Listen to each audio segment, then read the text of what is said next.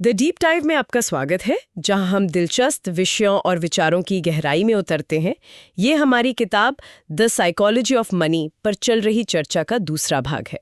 पिछले भाग में हमने पैसे से जुड़े कुछ बुनियादी पर चौंकाने वाले मनोविज्ञान को समझा था, और आज हम इस सफर को और आगे बढ़ाएंगे। और हाँ, आने वाले भागों में हम इस किताब को पूरा कवर करेंगे। और आगे बढ़ने से पहले एक छोटी सी बात, ये जो चर्चा हम कर रहे हैं ये इस बेहतरीन किताब को पढ़ने का कोई विकल्प नहीं है। हम तो बस कुछ अहम विचारों पर रोशनी डाल रहे हैं। हमारी सलाह यही रहेगी कि आप पूरी किताब जरूर पढ़ें, ताकि लेखक मॉर्गन हाउसल का पूरा नजरिया आपको मिल सके। बिल्कुल। तो आज हम पैसे से जुड़े एक अजीब सफर पर चलेंगे। हम शुरू करेंगे एक बहुत ही प्रैक्टिकल सवाल से। पैसा कमाना और उसे हमेशा अपने पास बनाए रखना, ये दोनों बातें इतनी अलग क्यों हैं? और फिर हम धीरे धीरे गहरे उतरेंगे और पूछेंगे कि हम आखिर पैसा चाहते ही क्यों हैं? इसका असली मकसद क्या है? आज़ादी या फिर दिखावा? ये सवाल हमें 4 बहुत ही दिलचस्प चैप्टर्स की ओर ले जाएंगे।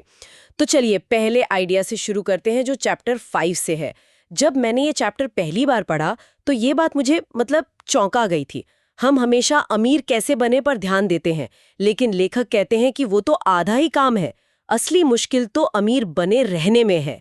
ये नजरिया ही पूरी सोच बदल देता है। ये बिल्कुल सही पॉइंट है। किताब की एक लाइन है जो इसे बहुत अच्छे से बताती है। अमीर बनने के लाखों तरीके हैं, पर अमीर बने रहने का बस एक। थोड़ी सी मितव्ययिता, मतलब फ्रुगैलिटी, और बहुत सारा पैरानोया, यानी एक तरह का डर। कहने का मतलब ये है कि अमीर बनना शायद थोड़ा आक्रामक खेल है, ऑफेंसिव, लेकिन अमीर बने रहना पूरी तरह से एक रक्षात्मक, एक डिफेंसिव खेल है। और इसे समझाने के लिए लेखक ने 1929 के ग्रेट डिप्रेशन के समय के 2 लोगों का उदाहरण दिया है ना? हाँ, जेसी लिवरमोर और अब्राहम जमनास्की। लिवरमोर अपने जमाने के सबसे बड़े स्टॉक ट्रेडर थे। जब 1929 में बाजार गिरा तो उन्होंने बाजार के गिरने पर दांव लगाया था। और एक ही दिन में, आज के हिसाब से सोचें तो $3 बिलियन से ज्यादा कमा लिए। हाँ, रातों रात वो दुनिया के सबसे अमीर लोगों में से एक बन गए। और दूसरी तरफ थे जर्मनास्की। अब्राहम जमनास्की, एक बेहद कामयाब रियल एस्टेट डेवलपर, जिन्होंने तेजी से बढ़ते बाजार पर सब कुछ दांव पे लगा दिया था। जब बाजार गिरा तो वो पूरी तरह बर्बाद हो गए। और उनकी कहानी एक दुखद अंत के साथ खत्म हुई। यहाँ तक तो कहानी सीधी लगती है, एक जीता एक हारा। लेकिन कहानी का असली मोड़ तो इसके बाद आता है। लिवरमोर अपनी जबरदस्त सफलता के नशे में इतने ज्यादा आत्मविश्वासी हो गए, ओवर कॉन्फिडेंट। बिल्कुल। वो और भी बड़े और भी जोखिम भरे दांव लगाने लगे। उन्होंने भारी कर्ज लिया और बस 4 साल के अंदर 1933 तक अपना कमाया हुआ सब कुछ गंवा दिया। और आखिर में अपनी जान ले ली। और यहीं पर लेखक हमें असली बात बताते हैं। लिवरमोर और जर्मनास्की दोनों ही अमीर बनने में जीनियस थे, लेकिन दोनों ही अमीर बने रहने में उतने ही बुरे साबित हुए। तो पैसा कमाना एक स्किल है और उसे अपने पास रखना बिल्कुल दूसरी। हाँ, अमीर बनने के लिए आशावादी होना, जोखिम लेना जरूरी है, लेकिन अमीर बने रहने के लिए विनम्रता चाहिए। ये एहसास चाहिए कि आपकी सफलता में मेहनत के साथ साथ किस्मत का भी बहुत बड़ा हाथ था। और ये डर चाहिए कि जो किस्मत आपको दे सकती है वो आपसे छीन भी सकती है। इसका एक और बहुत सटीक उदाहरण वॉरेन बफेट और उनके एक पुराने पार्टनर रिक ग्वेरिन का है। बफेट, मंगर और ग्वेरिन तीनों बहुत काबिल निवेशक थे, लेकिन बफेट बताते हैं कि रिक को अमीर बनने की बहुत जल्दी थी। तो बफेट और ग्वेरिन में असल फर्क सिर्फ सब्र का था या कुछ और भी था? ये बहुत अच्छा सवाल है। ये सिर्फ सब्र का मामला नहीं था, ये जोखिम को समझने का एक बुनियादी फर्क था। रिक ने अमीर बनने की जल्दी में मार्जिन पर बहुत ज्यादा उधार दे रखा था। ये एक तरह का जुआ था। अच्छा? तो 1973-74 में जब बाजार 70% तक गिरा तो उन्हें मार्जिन कॉल्स आईं। मतलब ब्रोकर ने कहा, या तो और पैसा डालो या हम तुम्हारे शेयर बेच देंगे। और रिक के पास पैसा नहीं था? नहीं था, और उन्हें अपने सारे शेयर जबरदस्ती बेचने पड़े, जिसमें बर्कशायर हैथवे के शेयर भी थे, जिन्हें खुद वॉरेन बफेट ने उनसे खरीदा। उस एक गलती ने रिक को हमेशा के लिए खेल से बाहर कर दिया। जबकि वॉरेन बफेट ने अपनी जिंदगी में 14 से ज्यादा मंदी देखी है, लेकिन वो कभी खेल से बाहर नहीं हुए। मोगस सरवाइव करते रहे, वो टिके रहे। और यही शब्द इस चैप्टर का सार है, सर्वाइवल। बफेट की सफलता का राज सिर्फ अच्छे स्टॉक चुनना नहीं है, बल्कि 75 सालों तक एक अच्छा निवेशक बने रहना है। सर्वाइवल माइंडसेट के 3 हिस्से हैं। पहला, आर्थिक रूप से अटूट बनना, मतलब ऐसे दांव मत लगाओ जो तुम्हें बर्बाद कर सकें। बड़े रिटर्न से ज्यादा जरूरी है कि आप टिके रहें ताकि कंपाउंडिंग अपना जादू दिखा सके। सही बात है। और दूसरा ये मान के चलो कि आपकी योजना गलत होगी। हमेशा गलतियों की गुंजाइश, एक मार्जिन फॉर एरर रखो। और तीसरा, एक बारबेल्ड पर्सनैलिटी रखो। बारबेल्ड पर्सनालिटी वो क्या होता है? मतलब भविष्य को लेकर आशावादी रहो, लेकिन इस बात को लेकर हमेशा डरे रहो कि उस भविष्य तक पहुंचने में क्या क्या गलत हो सकता है। तो ये सर्वाइवल माइंडसेट, ये खेल में टिके रहना, यही सबसे जरूरी है। लेकिन सवाल ये है कि हम टिके क्यों रहें? सिर्फ धीरे धीरे अमीर बनने के लिए? यहीं पर अगला आइडिया, टेल्स यू विन, तस्वीर को पूरी तरह बदल देता है। हाँ, ये आइडिया पिछले आइडिया से सीधे जुड़ा है। अगर आप खेल में लंबे समय तक टिके रहते हैं तो आपको लॉन्ग टेल्स का फायदा उठाने का मौका मिलता है। ये आइडिया तो फाइनेंस के सारे नियमों के खिलाफ लगता है कि आप ज्यादातर बार गलत होकर भी एक बड़ी संपत्ति बना सकते हैं। ये कैसे मुमकिन है? ये टेल इवेंट्स की वजह से मुमकिन है। फाइनेंस, बिजनेस या किसी भी क्रिएटिव फील्ड में ज्यादातर नतीजे कुछ बहुत ही दुर्लभ लेकिन बहुत असरदार घटनाओं से आते हैं। अच्छा। ज्यादातर कोशिशें या तो नाकाम होती हैं या औसत रहती हैं, लेकिन कुछ एक दो कोशिशें इतनी जबरदस्त कामयाब होती हैं कि वो बाकी सारी नाकामियों की भरपाई कर देती हैं। इन्हीं को टेल इवेंट्स कहते हैं। बिल्कुल। किताब में आर्ट डीलर हेंसबर्ग ग्रीन का एक शानदार उदाहरण है। उन्होंने हजारों कलाकृतियां खरीदी, शायद उनमें से 99% किसी काम की नहीं थी, लेकिन उन्होंने पिकासो और मैटिस जैसे कुछ कलाकारों की जो 1% पेंटिंग्स खरीदी, उन्होंने उन्हें अरबपति बना दिया। वो ज्यादातर समय गलत थे, लेकिन जब सही हुए तो इतने बड़े पैमाने पर सही हुए कि बाकी सब गलतियां मायने नहीं रखती थी। वॉल्ट डिज्नी की कहानी भी तो ऐसी है। हाँ बिल्कुल। 1938 में स्नो वाइट बनाने से पहले उन्होंने 400 से ज्यादा कार्टून बनाए थे। ज्यादातर में पैसा डूबा, उनका पहला स्टूडियो दिवालिया हो गया था। लेकिन स्नो वाइट एक जबरदस्त टेल इवेंट साबित हुई। उस एक फिल्म की कमाई ने बाकी सारी असफलताओं को ढक दिया और डिज्नी को हमेशा के लिए बदल दिया। और ये बात स्टॉक मार्केट पर तो हूबहू लागू होती है। रसल 3000 इंडेक्स का डेटा बताता है कि इंडेक्स का लगभग पूरा का पूरा रिटर्न सिर्फ 7% कंपनियों से आया। और 40% कंपनियां तो लगभग बर्बाद हो गईं। बाप रे। ते हुए कि शायद 25-30 फेल हो जाएंगी, 15-20 ठीक ठाक करेंगी, और बस 1 या 2 इतनी सफल होंगी जैसे गूगल या फेसबुक कि वो पूरे फंड की जबरदस्त कमाई करवा देंगे। ये तो ठीक है, लेकिन एक आम निवेशक के लिए ये डरावना भी हो सकता है। क्या इसका मतलब ये है कि हमें अपने पोर्टफोलियो में बहुत ज्यादा हारने वाले स्टॉक्स को बस पड़े रहने देना चाहिए, इस उम्मीद में कि कोई एक चल जाएगा? नहीं, ये एक बहुत जरूरी सवाल है। इसका मतलब ये नहीं है कि आप बुरी कंपनियों में पैसा लगाकर भूल जाएं। इसका मतलब है विविधीकरण यानी डाइवर्सिफिकेशन को समझना।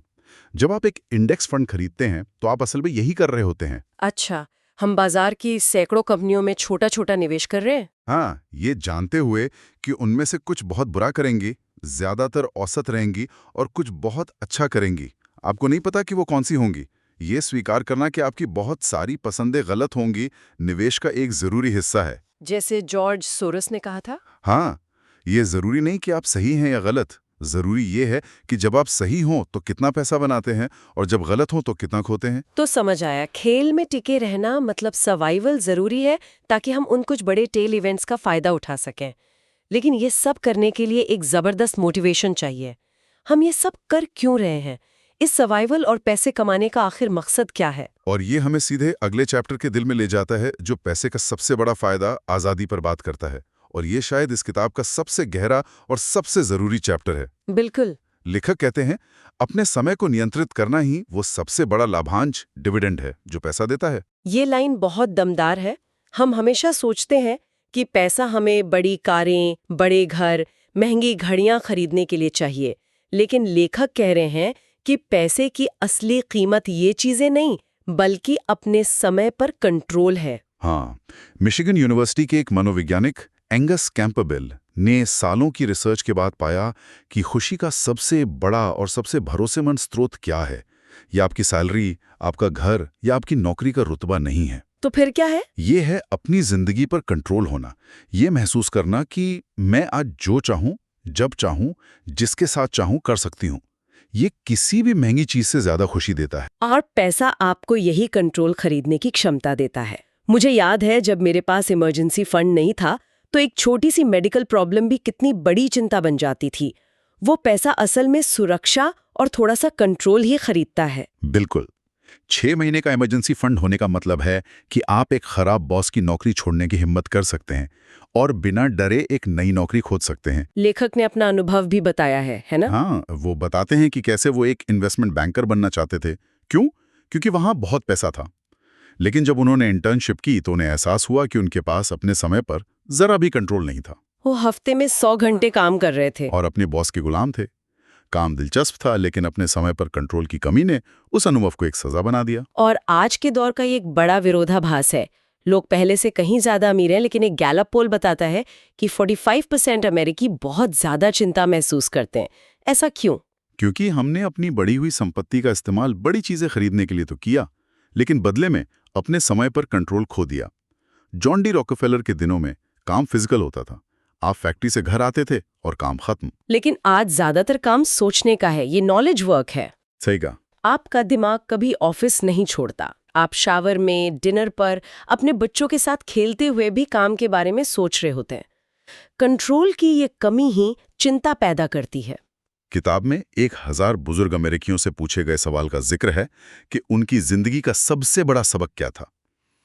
एक भी व्यक्ति ने यह नहीं कहा कि आपको उतनी मेहनत करनी चाहिए जितनी आप कर सकते हैं ताकि आप अपनी मनचाही चीजें खरीद सकें। या आपको अपने पड़ोसियों जितना अमीर होना चाहिए, ऐसा भी किसी ने नहीं कहा। तो उन्होंने किस चीज को महत्व दिया?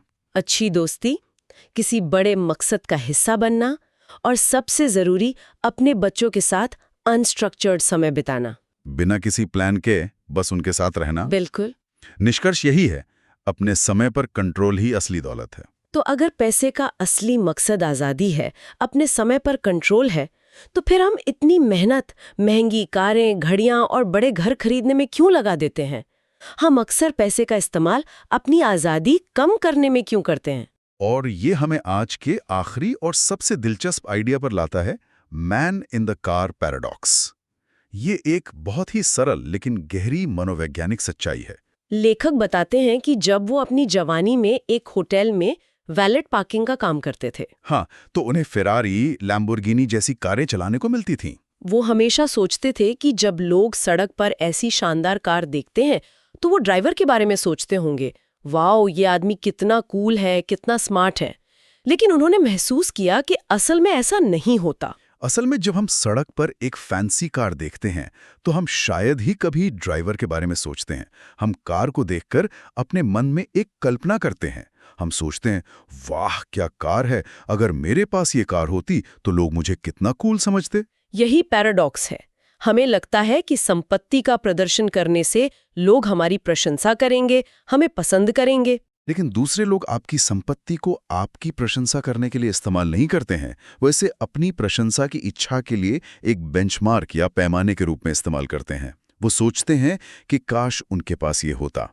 ये मुझे उस कहावत की याद दिलाता है, हम वो चीजें खरीदते हैं जिनकी हमें जरूरत नहीं, उस पैसे से जो हमारे पास नहीं, उन लोगों को इम्प्रेस करने के लिए जिन्हें हम पसंद भी नहीं करते। बिल्कुल, ये पैराडॉक्स बिल्कुल यही बात कह रहा है। तो क्या इसका मतलब ये है कि अच्छी चीजों की चाहत रखना ही गलत है? नहीं, किताब ये बिल्कुल नहीं कह रही।